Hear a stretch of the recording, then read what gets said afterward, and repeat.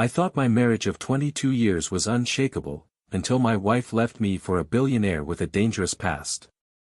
What started as heartbreak turned into a fight for truth, survival, and a chance to reclaim everything I'd lost. In the early years of our marriage, life was predictable, but it felt safe and comforting. Melissa and I met through mutual friends, drawn together by our shared dream of a simple life, quiet meals at home, lazy weekends, and a future rooted in love and stability. Sure, we faced our share of challenges, but nothing ever seemed insurmountable. Our children added meaning to our routines, and I was confident that the foundation we'd built together could weather any storm. As the years went by, though, things started to change. Subtly, almost imperceptibly at first. Conversations that once revolved around dreams and possibilities became focused on logistics, school schedules, grocery lists, household chores. Melissa and I grew comfortable, maybe too comfortable, and we let that comfort replace connection. I noticed small shifts, like the distant look in her eyes or the change in her tone, but I brushed them off as part of the natural ebb and flow of a long marriage. After 2 decades together, I believed our bond was unshakable. I never imagined I'd be wrong. One evening, I walked into the kitchen and greeted Melissa like I always did. She didn't respond. It wasn't unusual, I'd grown used to her quiet moments over the years, so I didn't think much of it. Later, she joined me in the bedroom, sitting beside me as I talked about my day. I told her about the promotion I'd just received, expecting at least a small smile or some kind of enthusiasm. Instead, her reaction was muted, almost non-existent. I asked about her day, hoping to pull her into a conversation, and that's when she dropped a bombshell. "Mark, I want a divorce." The words hit me like a freight train. I stared at her, stunned, my mind scrambling to process what she'd just said. "What? Why?" I managed to ask, my voice trembling. Melissa hesitated before answering, and then she spoke words that cut deeper than I thought possible. "I met someone else. We need to be together." At that moment, I felt like the ground had been ripped out from under me. I prided myself on being calm under pressure, a skill that had served me well in my career as a salesman, but this wasn't just any curveball. This was my life, unraveling in real time. "You met someone?" I stammered. "What, you want a fling or something?" The bitterness in my voice surprised even me. Melissa's face twisted in discomfort, but she held her ground. "It's not like that. It just happened," she said quietly. Her words echoed in my head, but none of them made sense. I couldn't understand how this was happening, how she could stand there and tell me she loved someone else like it was just another item on her to-do list. I couldn't even speak. I just stared at her, my mind grasping for logic in the midst of chaos. "Stop looking at me like that," she snapped, her voice breaking slightly. "Mark, I love him. I'm sorry. I never meant for this to happen." With that, she turned and walked into the bathroom, leaving me sitting there, paralyzed. I wanted to feel anger, rage even, but all I could think about was why. Why had this happened? How had we gone from a life of stability and love to this moment of devastation? I finally mustered the strength to move, heading downstairs to find her. I needed answers, or at least some kind of closure. But Melissa wasn't in the kitchen. Nothing was out of place. The house felt eerily normal, as if the life we'd built together hadn't just been shattered. I searched every room, the garage, even the backyard, but she was gone. In our bedroom, I noticed her phone, credit cards, checkbook, and a sealed envelope sitting neatly on the dresser. It was as though she'd reduced her entire life to a few objects, left behind like they didn't matter anymore. I stood there, staring at the remnants of what used to be her world, and it hit me, none of it mattered now. Not the house, not the routines, not even the history we'd shared. Everything I thought we had felt hollow, meaningless. And in that moment, I realized just how much I'd taken for granted, and how much I'd lost. I didn't want to stay in that bedroom any longer. The air felt heavy, suffocating, so I left, my mind clouded and my body drained. I tried to find sleep that night, but it evaded me entirely. The next morning, despite feeling hollow, I forced myself to go to work. It was a way to avoid sinking deeper into despair, but every moment there was surreal. Melissa's words echoed endlessly in my mind, pulling me into a pit I couldn't escape. Somehow, I made it through the day without anyone noticing the turmoil I carried, but by the time I walked back to my car, everything caught up to me.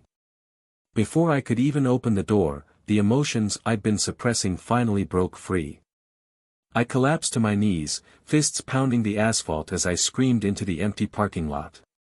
I cursed Melissa, myself, and the universe for letting this happen. When the rage finally ebbed, it left behind a deep, aching sorrow.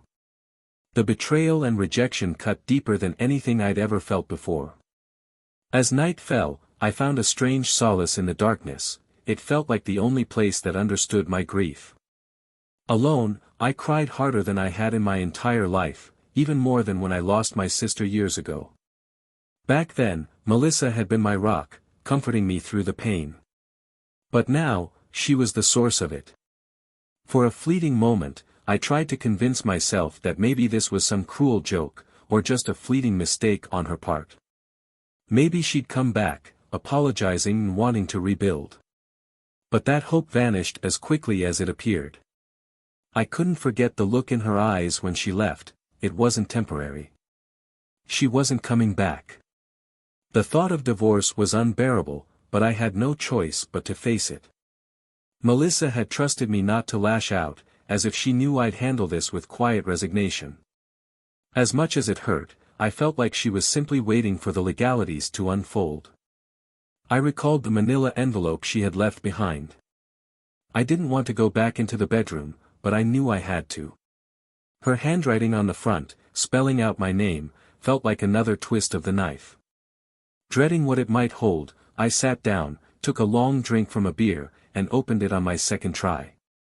Inside was a single sheet of paper, covered front and back with Melissa's handwriting. With trembling hands, I began to read her words. Dear Mark.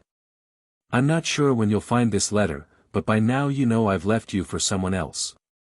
This wasn't something I ever planned, and I'm so sorry for the pain I've caused. You always trusted me, never doubting me, and I betrayed that trust in the worst way imaginable. I want you to know that I still care about you deeply, and I'll always be grateful for the 22 years we shared. They were wonderful years, full of love and memories I will never forget. You were a kind and loving partner, and you didn't deserve this. Leaving you wasn't easy, it's one of the hardest decisions I've ever made. But my feelings for him have grown stronger than I ever thought possible, and I couldn't ignore them anymore. I hope you'll understand that this isn't something I wanted to happen, but it's too late to change it now. I want you to have a happy life, Mark. You deserve that. I'll always regret how this ended, but I hope you find peace and joy in the years to come. Please don't try to contact me. I think it's best for both of us if we keep our distance. I've left the details with the attorney to finalize the divorce. We'll be overseas until it's all settled. Take care of yourself. Melissa, ***. Her words were a strange mix of guilt and finality. I sat there for what felt like hours, reading the letter over and over, searching for what wasn't said. I wanted her to tell me there was still hope, that she regretted her decision and wanted to come back. But those words weren't there. Instead, her letter confirmed what I feared most: she was gone, not just physically but emotionally. The rest of that dreary weekend dragged on in a haze. Melissa's claims that she hadn't slept with him yet felt hollow to me, a desperate attempt to ease her guilt. I found a strange sort of comfort in purging her presence from the house. I moved our bedroom furniture to the garage, boxed up her clothes, and set them aside to be donated. The hardest part was the scent of her on everything. It clung to me, mocking me with memories of what we once had. Still, I pushed through, knowing it was better to face the pain head-on than let it linger indefinitely. The divorce process loomed over me like a dark cloud.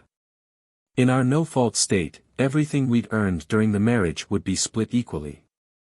Melissa, who had stayed home to care for the kids, could potentially receive significant alimony. I dreaded the thought of losing half of everything we'd built, but I wasn't ready to sign anything. I needed more clarity, more answers. Using resources at work, I began digging into Melissa's affair. I needed to know the truth, about her, about him, and about how long this had been going on. Even if it wouldn't change the outcome, I needed to understand how everything I thought was stable and unshakable had crumbled right before my eyes. After some digging, I narrowed down my search to a few potential men who matched the profile of Melissa's lover, wealthy, in their late 30s or 40s, and possibly married. It was an unsettling process, but I felt like I needed to know who had taken my wife from me. Meanwhile, I tried to regain some control over my own life.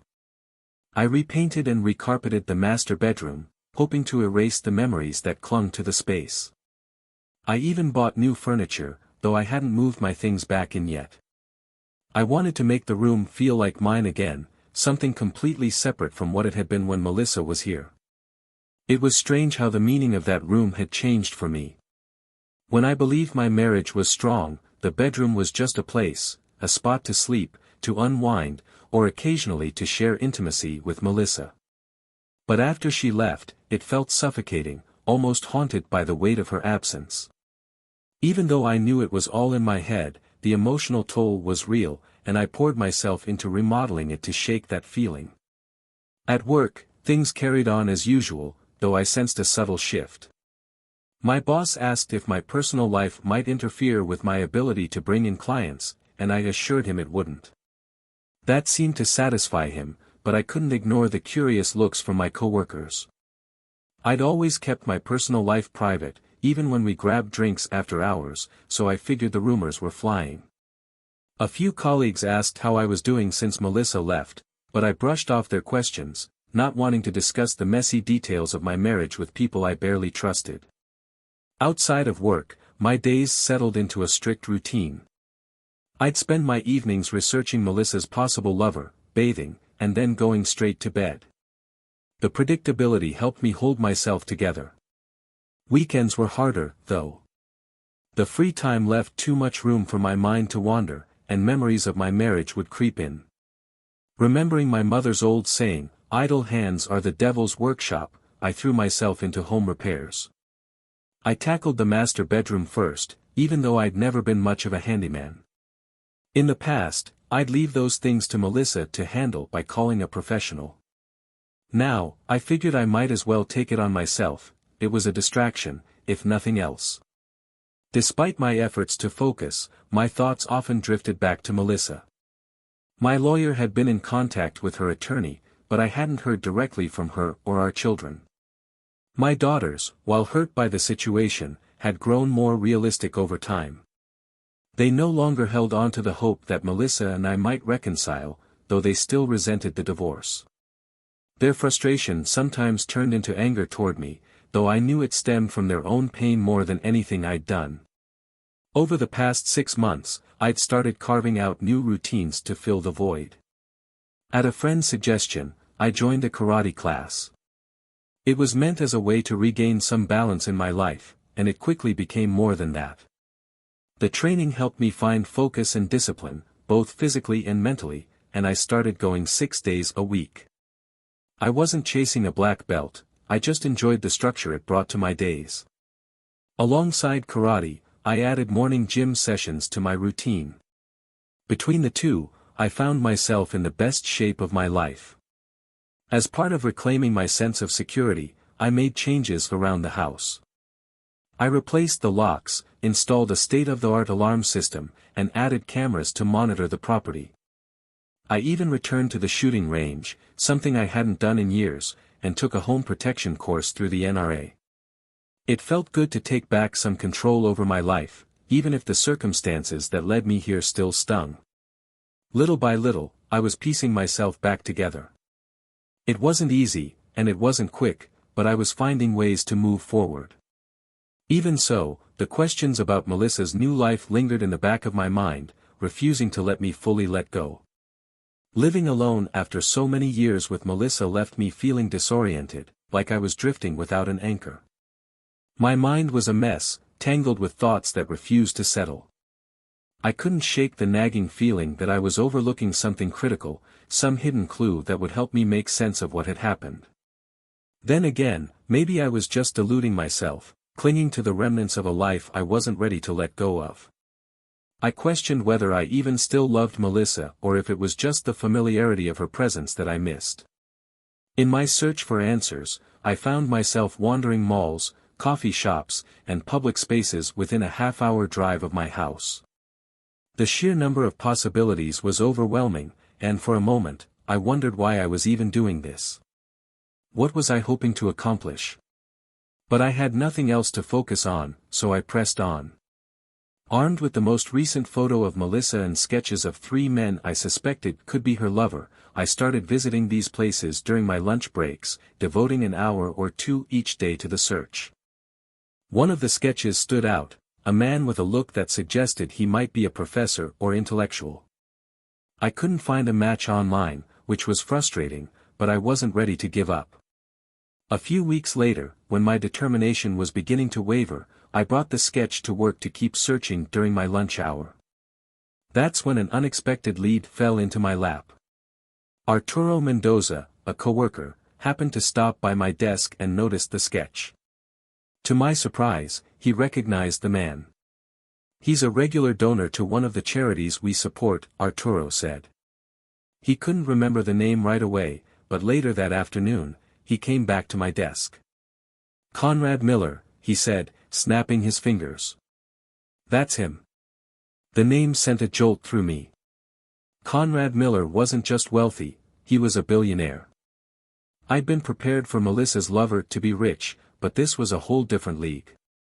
My initial excitement about the lead quickly gave way to confusion and despair. What was I supposed to do with this information? Reaching out to Conrad's wife, Diane, no longer seemed possible. People like her lived behind walls of security and privilege.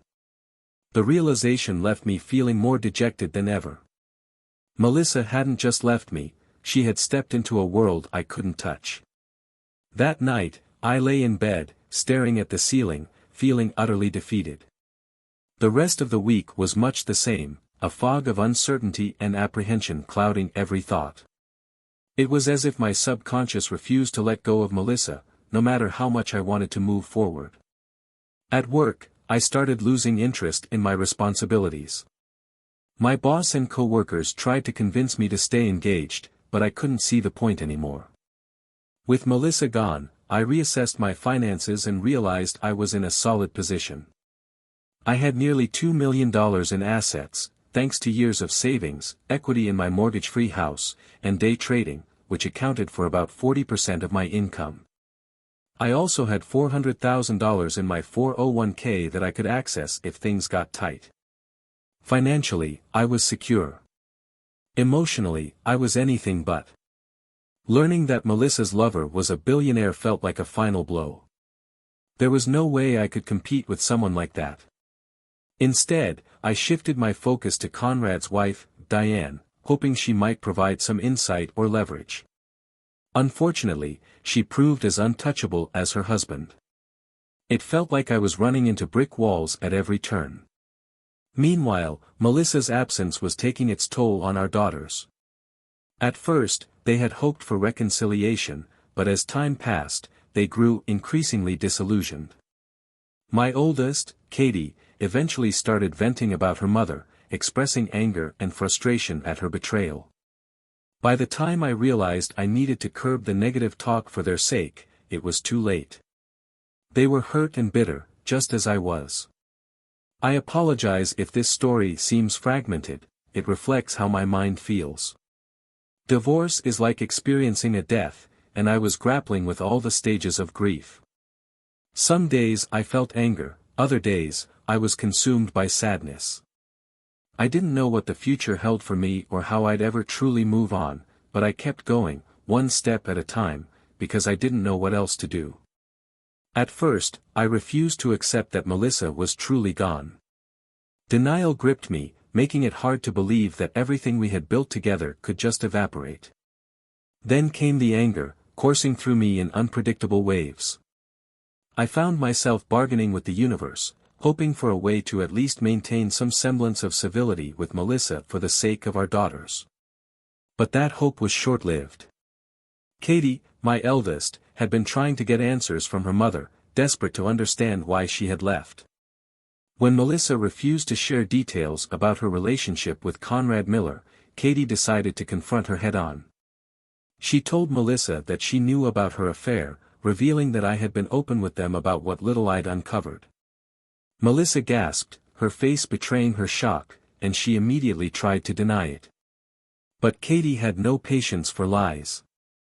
She lashed out, telling her mother exactly how much pain she had caused, ripping out my heart, abandoning her family, and chasing after her lover without a second thought. Melissa broke down in tears, but her reaction felt hollow to me. She wasn't grieving what she'd done, she was upset that her actions were now out in the open.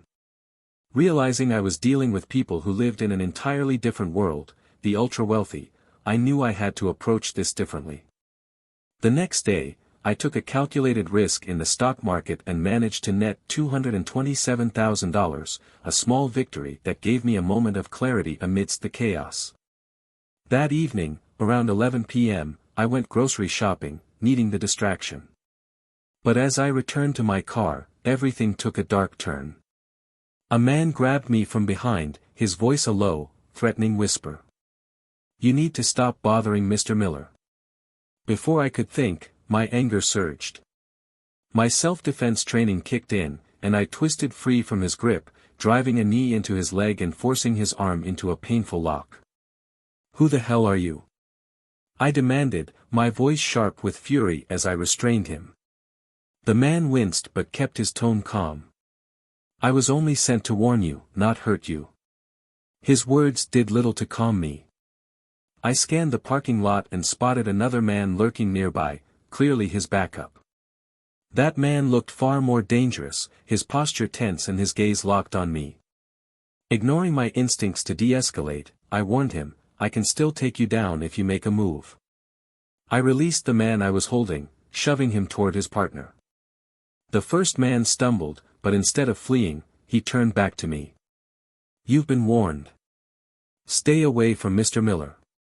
In a flash of defiance, I pulled out my 9mm and aimed at his head. "You tell your boss I don't give a about his threats," I said coldly. My voice was steady, though my heart raced. They needed to know I wasn't going to be scared off so easily. The men finally left, retreating into the darkness, but the encounter left me shaken. As I drove home, my mind raced. Why would Conrad Miller send men to threaten me? What was he trying to hide? And why had Melissa walked away from her family without so much as a conversation? If she truly loved this man enough to leave everything behind, why didn't she take the girls with her? None of it made sense. The more I thought about it, the more convinced I became that these men weren't professionals. They were sloppy, amateurs. Despite my martial arts training, I shouldn't have been able to overpower one of them so easily if they were experienced. It only deepened my suspicion that they worked for Conrad Miller, and their clumsy attempt to intimidate me raised even more questions. The next day, I met with Melissa's lawyer to discuss the divorce. While he reviewed the paperwork, I discreetly took photos of the general power of attorney Melissa had granted him. Later, at home, I altered the document to make it appear as though I had the authority to act on her behalf. It wasn't perfect, and it wouldn't withstand close scrutiny, but I believed it was enough to get what I needed. Using the document, I visited her cell phone provider, hoping to access her records. When they asked for her password, I recalled the combination I'd seen her enter once, a mix of her mother's birthday and her favorite number. It worked. I gained access to her call logs and text history, though most of what I found were dead ends. It was maddening to come so close, only to find nothing that explained why she had done what she did. Part of me wanted to give up, to sign the divorce papers and move on with my life. But deep down, I knew I couldn't let it go without understanding the truth. The encounter in the parking lot only confirmed that there was more to this story, and I wasn't going to find peace until I uncovered it. Realizing the estate in Tuxedo, New York, was my last unexplored lead, I decided to go there, even though I had no solid plan. I packed my car and made the 13-hour drive, the journey giving me plenty of time to wrestle with my doubts. I worried about how unprepared I was, but even more, I was concerned about carrying my weapon into a state that didn't recognize my concealed carry permit. Leaving it behind felt risky, but bringing it along seemed just as dangerous given New York's strict gun laws. When I arrived, the estate was everything I had imagined: massive, secluded, and intimidating. It covered an entire block, surrounded by high walls and a sense of exclusivity that made me feel out of place just driving by. I circled the property several times, trying to gather clues, but each pass left me more frustrated. I wasn't a spy with gadgets or special skills, and every idea I came up with for getting inside felt absurd. On my third pass, I noticed a large tree in the northwest corner of the property. A couple of its limbs extended just far enough over the wall to give me an idea. It was a long shot, but it was better than nothing. I found a nearby hardware store and purchased a collapsible ladder and some rope, feeling ridiculous the entire time but determined to push forward. That night, under the cover of darkness, I returned to the estate. Parking a safe distance away, I carried the ladder and rope to the tree. My heart pounded as I climbed, adrenaline and fear making my hands tremble. Once I reached a sturdy limb, I tied the rope securely, letting it dangle over the other side of the wall. Carefully, I lowered myself down and landed silently on the estate grounds. I crouched in the shadows, listening for any signs of movement. I crept toward the house, staying close to the bushes and avoiding the lights. The estate was eerily quiet, but as I got closer, I heard voices coming from the patio. Hiding behind a hedge, I peeked out and saw a couple seated at a table under the soft glow of string lights. I couldn't make out their faces at first, but as the man stood and walked over to the woman, he leaned down and kissed her. My heart sank. It was Conrad Miller. The man who had stolen my wife was still here, playing house with his own. Suddenly, the quiet evening turned chaotic. Two men armed with silenced pistols emerged from the house, their movements quick and deliberate. They pointed their weapons at the couple and ordered them inside. I froze, unsure of what to do but knowing something terrible was unfolding. I pulled out my phone and called 911, whispering to the operator that there had been a shooting at the estate. I wasn't sure if shots had been fired, but I couldn't take any chances. I described the scene and gave the address, praying help would arrive quickly. As I stayed hidden, the situation inside the house became clearer. From my vantage point, I couldn't see much, but I heard snippets of conversation that painted a dark picture. One of the armed men, who I later learned was named Gino, seemed to be in charge.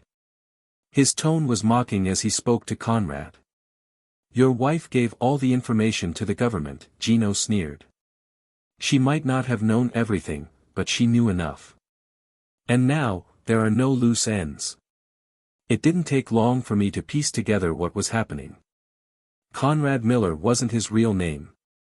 According to Gino, he and his wife had undergone plastic surgery and reinvented themselves as billionaires, but most of their supposed wealth was a facade. Years ago, they had stolen tens of millions, nowhere near the billions they claimed, and gone into hiding. Gino and his men had spent years tracking them, tapping their phones, and tracing their movements until they finally found them at this estate. Even as Conrad tried to maintain composure, Gino's revelations left him visibly shaken. "Why wait until now to confront us?" Conrad asked, his voice tight with tension. Gino smirked. "We wanted to be sure. Last night, when you and your bookkeeper showed up, we knew we had you.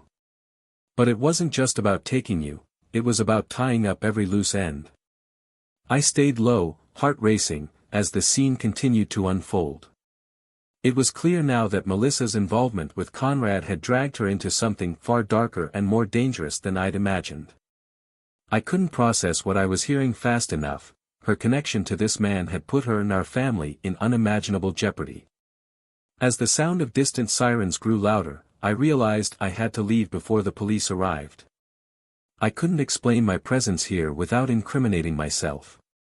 Retracing my steps, I scaled the rope back over the wall and ran to my car, my mind spinning. Melissa had left me for Conrad, but now I wondered if she even understood the danger she was in, or if she'd ever been free to choose at all. I thought I had outsmarted everyone while watching the house. I figured Conrad and Melissa would need new IDs to make their escape, so I had intercepted their delivery. My plan was simple: replace the moving van drivers with my own men and catch them off guard. But when they didn't receive the IDs, they sent the vans away, forcing me to act sooner than I'd planned. That's when I decided to strike.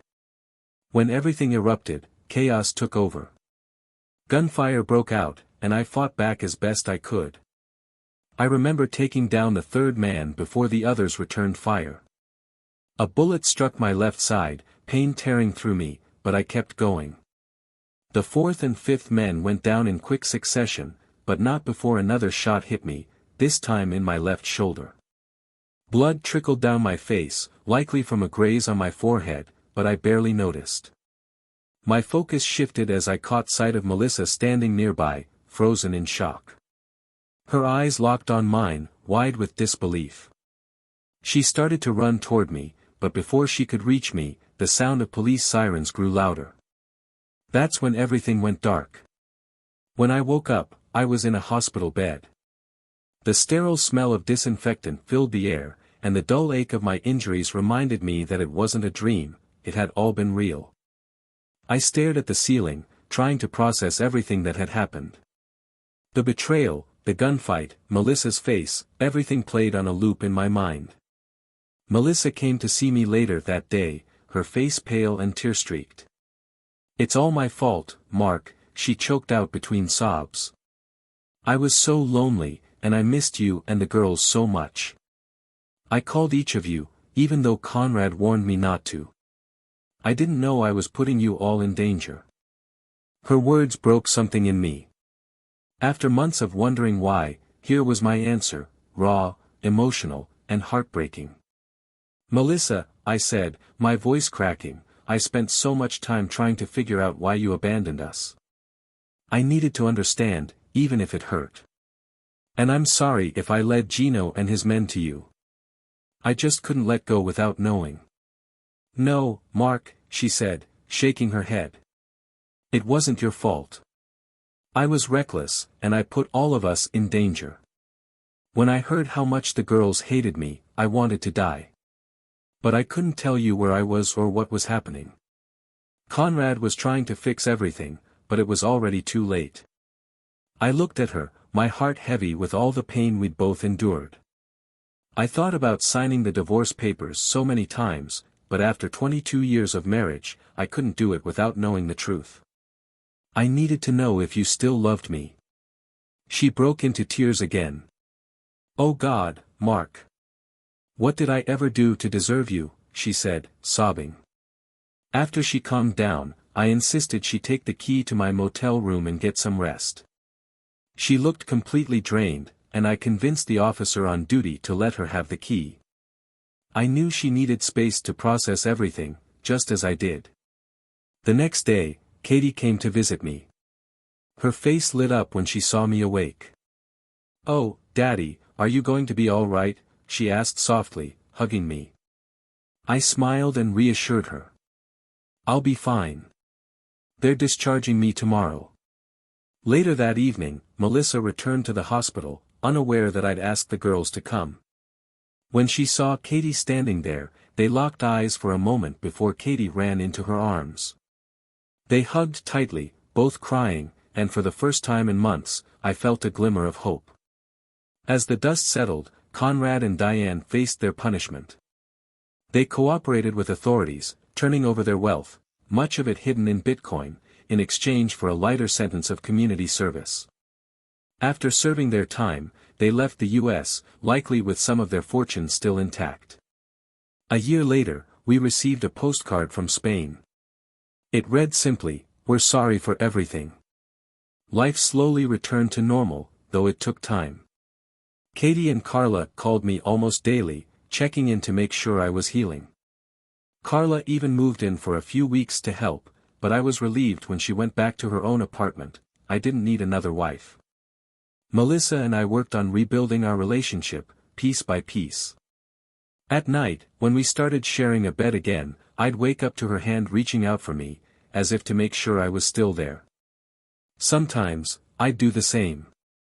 At the start of this nightmare, I was desperate to understand why she had left. Now, I realized that the answers weren't as simple as I'd hoped. It was a messy, painful journey, but through it all, I learned that love, real, enduring love, can survive even the deepest scars.